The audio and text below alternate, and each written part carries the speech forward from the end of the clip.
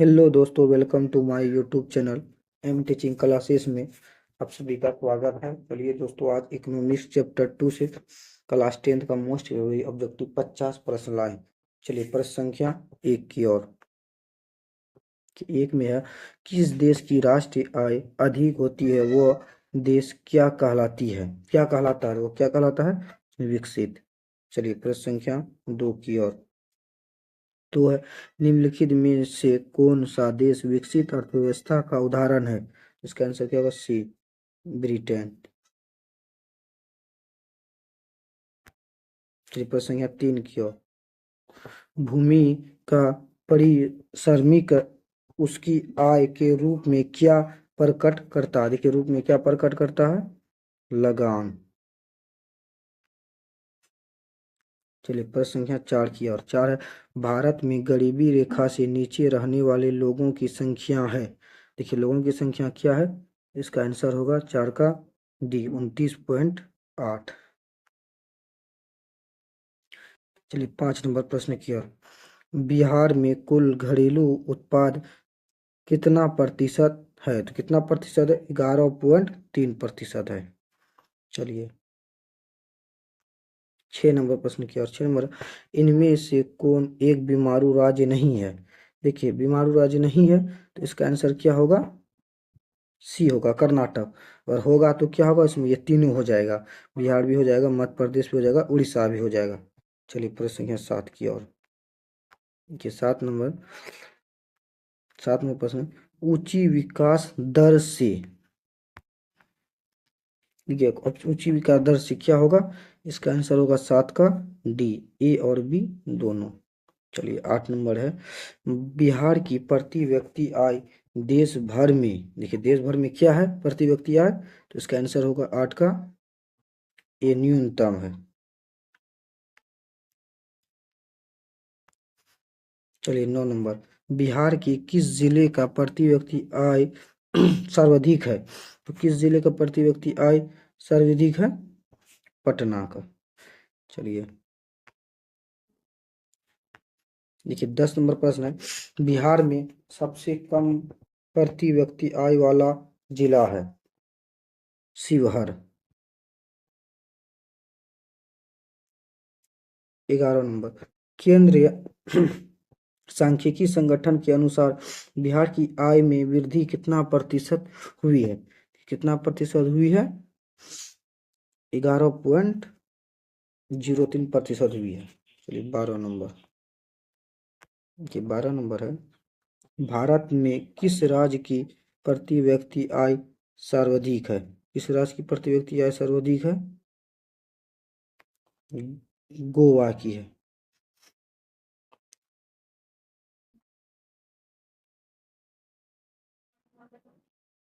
ये प्रश्न संख्या 13 की ओर।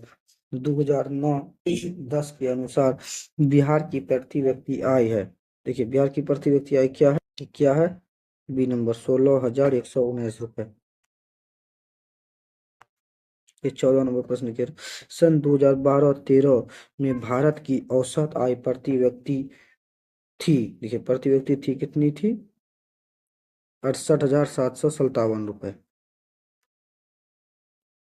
चलिए 15 नंबर प्रश्न है, सन 2008 और 9 के अनुसार भारत की औसत प्रति व्यक्ति आय कितनी बताई गई थी? देखिए, कितनी बताई गई थी? B number, 25,494। चलिए 16 नंबर प्रश्न क्या? भारत में सबसे कम आय वाला राज्य कौन है? तो इसका आंसर क्या होगा? सी, बिहार। 17 नंबर प्रश्न, बिहार की आय में सर्वाधिक योगदान होता है। देखिए, बिहार की आय में सर्वाधिक योगदान क्या होता है? सी नंबर, सेवा क्षेत्र का। चलिए 18 नंबर प्रश्न की ओर। 18 नंबर है, बिहार राज्य में गरीबी रेखा के नीचे रहने वाले लोगों की संख्या का प्रतिशत है। देखिए, संख्या का प्रतिशत कितना है? 41.4 है। चलिए 19 नंबर प्रश्न की ओर, बिहार राज्य की कितनी प्रतिशत जनसंख्या कृषि पर निर्धारित है। देखिए कितनी प्रतिशत कृषि पर निर्धारित है? 86%।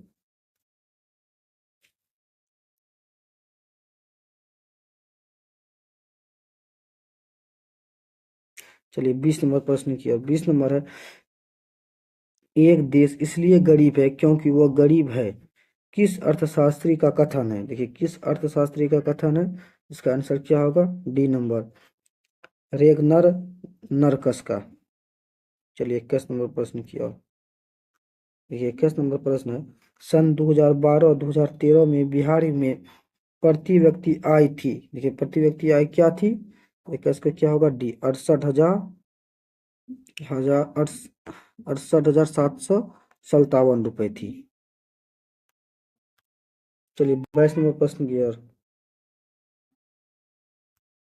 कि 22 नंबर प्रश्न है, गरीबी से गरीबी के कुचक्र को किसने परिभाषित किया है? तो ये किसने परिभाषित किया है?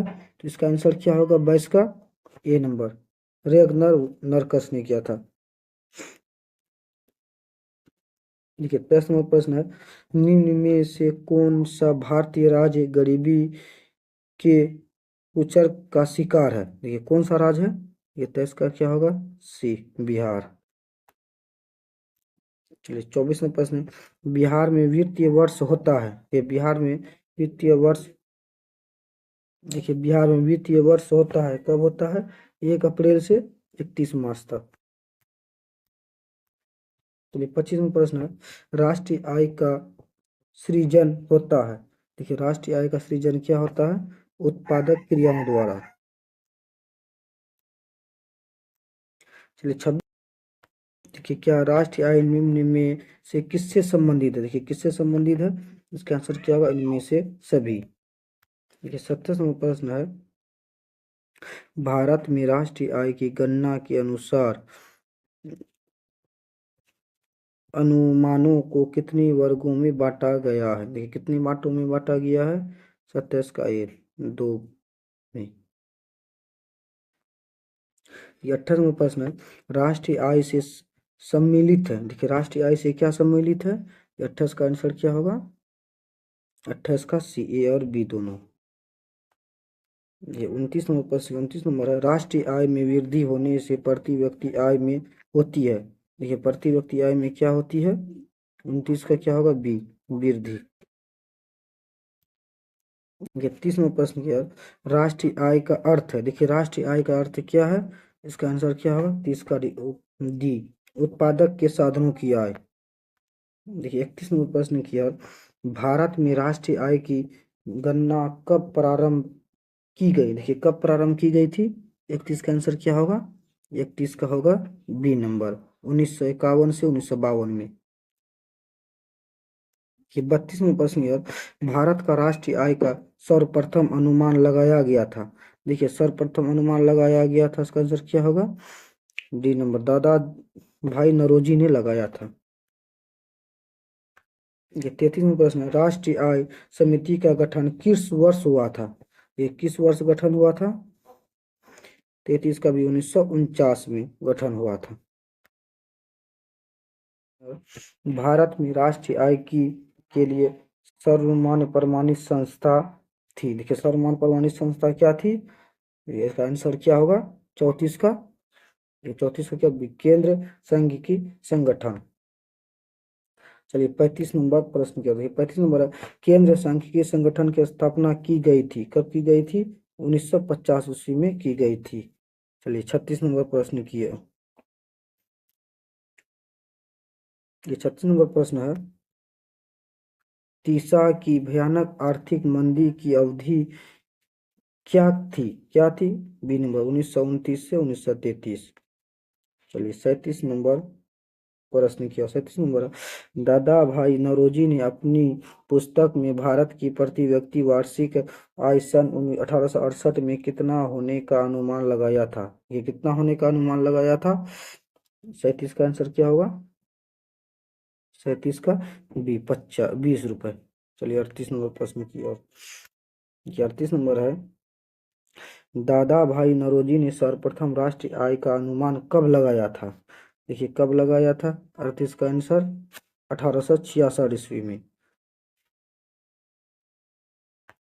39वां प्रश्न है, 2013-14 में भारत की प्रति व्यक्ति औसत आय थी। देखिए प्रति व्यक्ति औसत आय क्या थी, 39 का सी, 80.388 रुपए।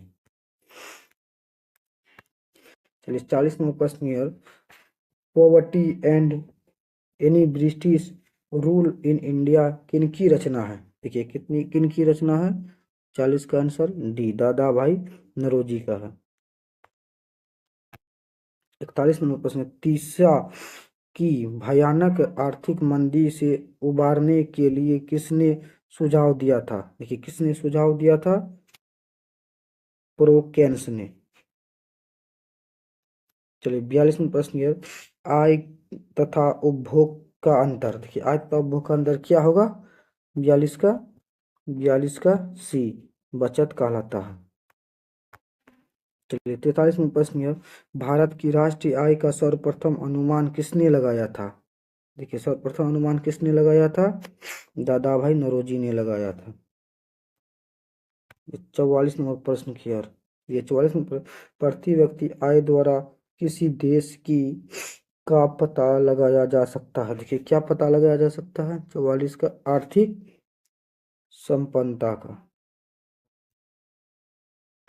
ये 45वां प्रश्न है, नए आंकड़ों के अनुसार अमेरिका का प्रति व्यक्ति आय है। तो प्रति व्यक्ति आय क्या है, 45 का ए, $46,040।